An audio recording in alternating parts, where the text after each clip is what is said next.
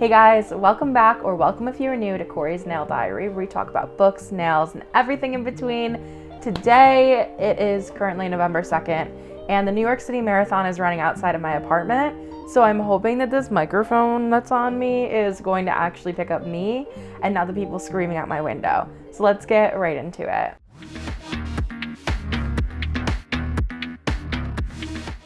Alright guys, so you're going to notice here I recently changed up my setup. I am filming the way I film my TikToks now, with the pink in the background and me sitting in the dark room.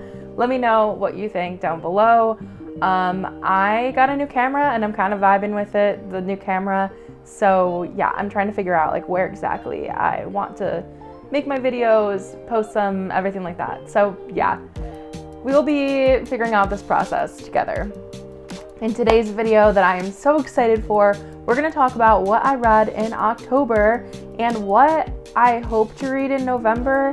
I'm saying that with emphasis because you never know, right? Like a great situation can pop up and like you end up reading something different. So I don't know, hopefully this will actually be my November hopeful / TBR, but we will find out. Okay, so in October I read 3 books: The Second Chance Cinema, Some Kind of Famous, and Immortal Consequences, which I almost just dropped. That would have been fun.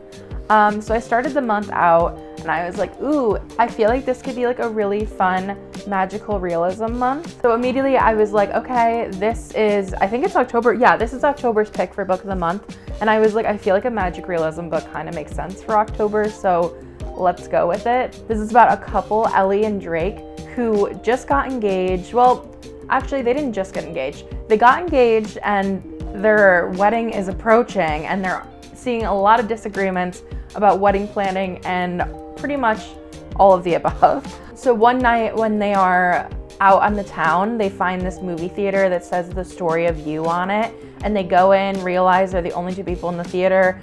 And it was like that moment in Euphoria where they were like, wait, is this show about us? Wait, is this fucking play about us?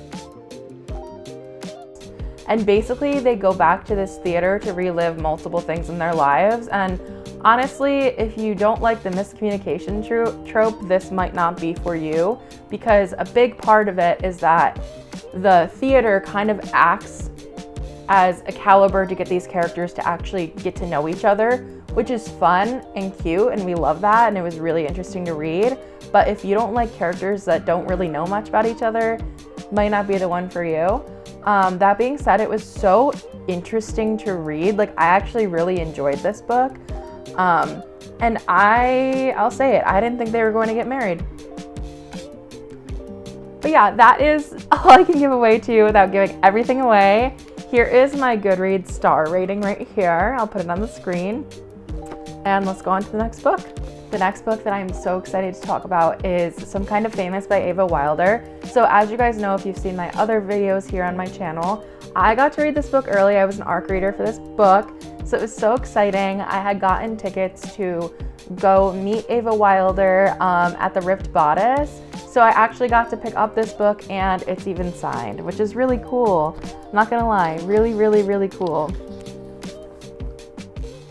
I already have a full review on this book posted on my channel, but I'll explain it again. So the main character, Merritt Valentine, is pretty much a washed-up teenage celebrity. She moved to Colorado to be near her sister Olivia. Something happens in like the first chapter that makes it so her and Olivia won't be living together anymore.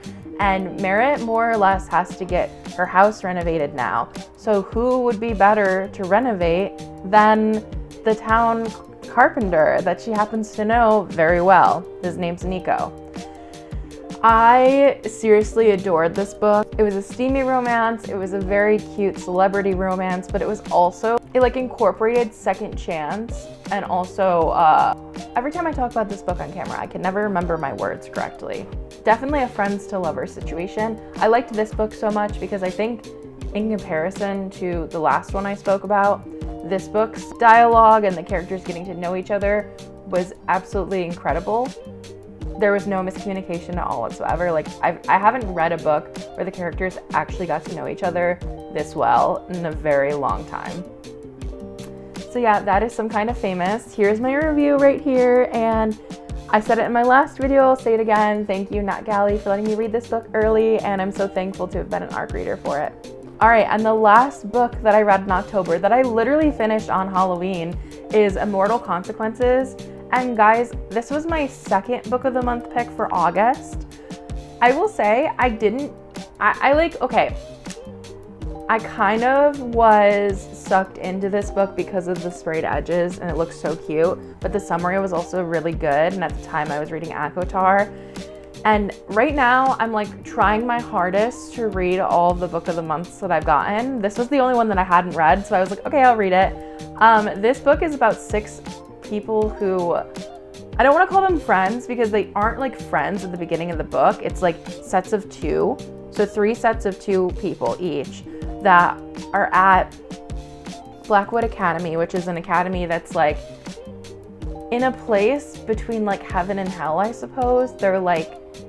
Everyone in this book is a ghost, basically.